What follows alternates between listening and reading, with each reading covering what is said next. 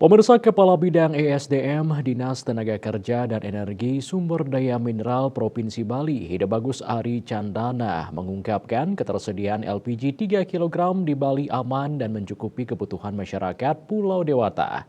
Ketersediaan LPG bersubsidi tersebut sebanyak 215.448 metrik ton.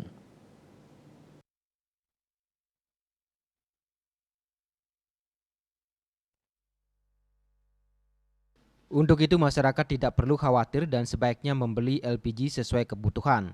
Sementara terkait kebijakan pembelian LPG 3 kg menggunakan data KTP, Ide Bagus Cendano mengakui hingga kini belum berlaku sebab masih pendataan masyarakat penerimaan manfaat LPG bersubsidi. Salah satu konsumen Niwayan Murniati mengaku jarak pangkalan dan rumahnya cukup dekat. Ia pun lebih suka membeli langsung di pangkalan. Hal yang sama juga disampaikan Komang Haryani dan Siti Fatimah. Mereka menyebutkan jika beli di pangkalan tak hanya harganya yang lebih murah, keamanan tabung gasnya bisa dipercaya. Citemaya, Bali Pos melaporkan.